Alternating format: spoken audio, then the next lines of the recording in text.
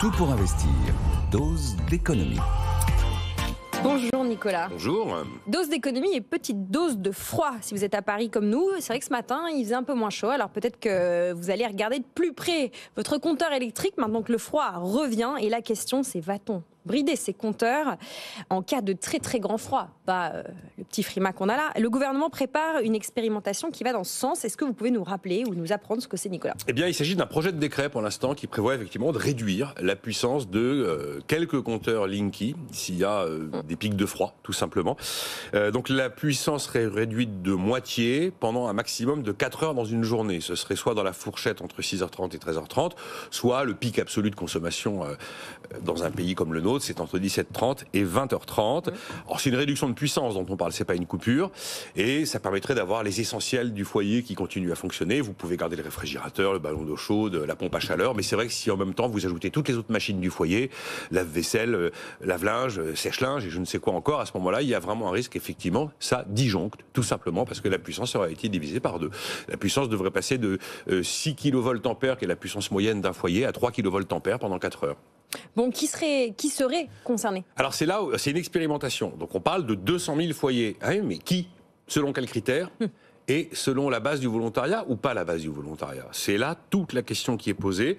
Alors il est certain qu'il y a des foyers qui par définition ne seraient pas concernés, notamment le foyer qui abrite une personne, un patient qui est branché à une machine médicale, qui a besoin d'électricité. Là il est évident que ça existe, on n'en parle pas. Après, quels sont les critères? Alors Enedis, qui est le maître d'œuvre de l'histoire, filiale d'EDF, dit les critères on les a pas encore décidés, on ne sait pas trop, parce que c'est du tirage au sort.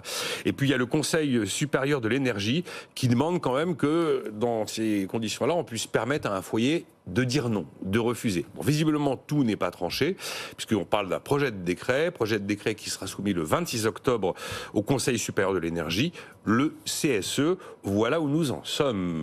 Bon, on imagine que cette expérience, cette expérimentation va susciter quelques polémiques, voire quelques protestations. Ouais, c'est évident, et j'ai vu 3 sujets d'accroche qui, à mon avis, on ne va pas y couper.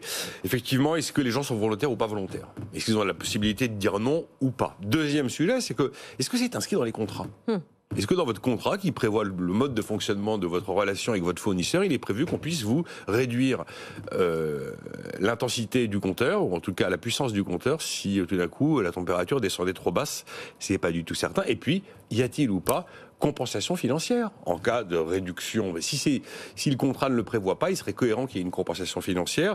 Alors il faut voir que cette pratique de réduction de puissance, voire de délestage, c'est l'un des différents étages du plan EcoWatt. Le plan EcoWatt est un plan prévu en France pour permettre au pays de faire face à un pic de consommation, un pic de froid qui ferait qu'on risquerait d'avoir des coupures de courant. Vous avez plein de niveaux dans EcoWatt et il y a une réduction de puissance qui est déjà prévue dans l'un des niveaux d'EcoWatt, mais qui concerne le secteur entreprises, et principalement le secteur industriel. Et dans ces cas-là, les entreprises ont justement une compensation financière qui est prévue dans la mesure où elles réduiraient volontairement de manière importante leur consommation d'électricité. Évidemment, une usine, ça n'a pas la consommation d'électricité d'un foyer. C'est un peu plus stratégique. Voilà. Et il y a même d'ailleurs dans les différents niveaux d'EcoWatt, l'un des niveaux où Enedis, mais là c'est des niveaux relativement avancés, quand les précédentes solutions les plus douces n'ont pas fonctionné, où le plan EcoWatt prévoit qu'Enedis va réduire la puissance de l'ensemble du réseau cette fois-ci, de l'ensemble du pays. On peut aller jusqu'à 5% d'après ce que dit le plan EcoWatt. Il est évident que, avant d'avoir toutes les polémiques sur Big Brother is watching you, privation de liberté, ça je vois très bien ce qui va se passer.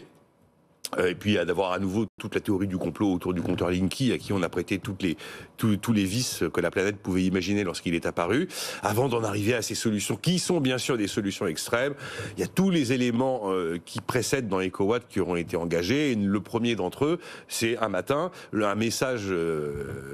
un message des autorités qui indique à la population que ce serait bien qu'elle fasse tout simplement de la sobriété et des économies d'énergie au pic de conso, parce que la journée va être compliquée. Voilà, c'est l'appel global à la population.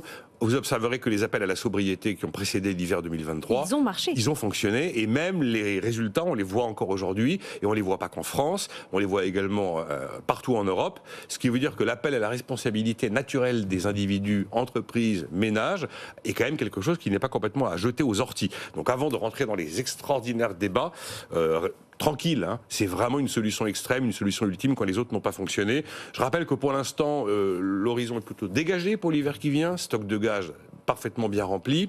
On en est à 37 réacteurs nucléaires en service, on était à 30 l'an dernier. Donc on a une capacité nucléaire supérieure. Les barrages hydrauliques sont pleins également.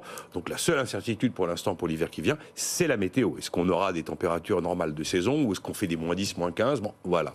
Voilà où nous en sommes, mais vous inquiétez pas, la belle polémique arrive, c'est sûr. Merci de l'avoir anticipé, Nicolas, avec pédagogie. Vous revenez demain pour une nouvelle dose d'économie.